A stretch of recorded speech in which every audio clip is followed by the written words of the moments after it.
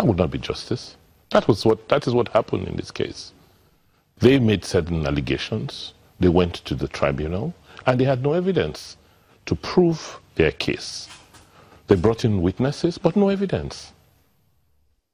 They claimed that they had in excess of 800 witnesses in their petition. They were only able to provide about a tenth or less than a tenth of the people they claimed that had evidence. At no point in time in the course of their case did they bring a witness who was someone who was witness to the incident. They brought in people who were not witnesses to the particular incident which they were claiming. So for me, clearly, there is a divine purpose. You know, I am here by the wish of God and the people, and clearly the purpose is to go out and serve my people, to make life better for the people of Edo State, to make Edo aspire and attain its full potentials. As you know, and as I've always argued, we do not have any basis to be poor. Given our location, given the land we occupy, given the resourcefulness of our people, when we put all these factors together, Edo should be the economic hub of Nigeria. We spend time to understand in great detail a particular issue before we prefer solutions and strategies to deal with those issues. So in the issue of traffic, we have sat back to understand what's the cost of traffic. Why is it almost impossible to go through some roads today? First, we have to admit it. There is an increased amount of economic activity in Edo State, particularly Benin City. We're seeing more movement and settlement in Benin City. As you know, most other cities or some other cities in the region are challenged by security and infrastructure deficits. We're seeing people move more into our city. So there's increased vehicular movement. So we've hired somebody now who used to be one of the most senior officers in the Lagos State Traffic Management Agency. He has resumed. We have gotten premises. We have hired, in the first instance, 250 young men and women who were training. The training is going to last for another 2 weeks or more. And by the time we finish, we'll be able to deploy very well-trained staff to manage and help us regulate traffic in the metropolis. The issue of waste management and waste disposal has been a challenge.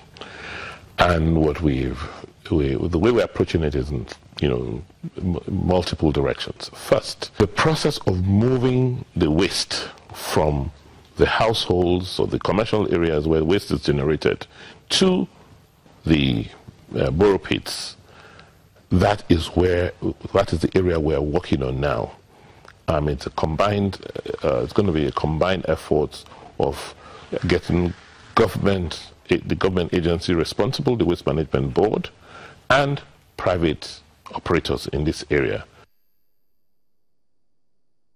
That's the governor of Edo State, Godwin Obaseki, and some of the reactions trailing the judgment of the Election Petitions Tribunal.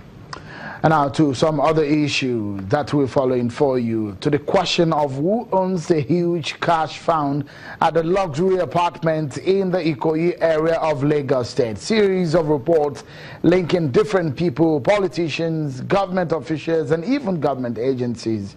Who is the real owner of the monies?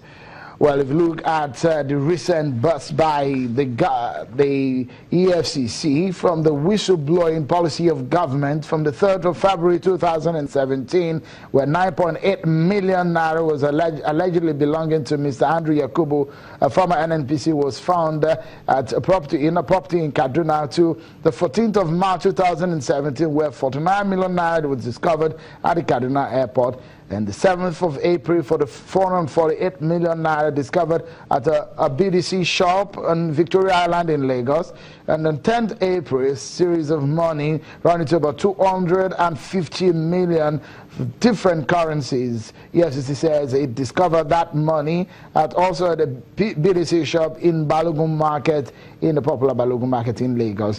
And in the 11th of April 2017, just in a space of 3 days, the different bursts by the EFCC following tip-offs. Allegedly, this one belonging to a former Niger State Deputy Governor.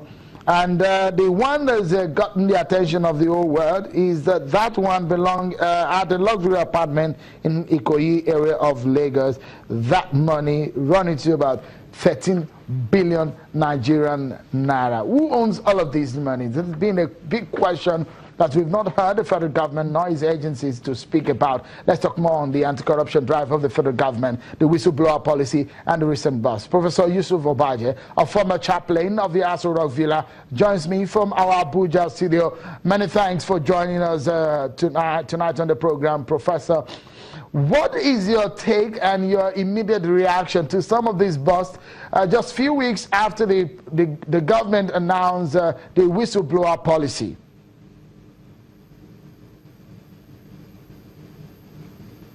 Sheon, thank you very much for giving me this opportunity. I think it is part of the challenge of the moment. By that I mean, why are people running away from taking money to the bank?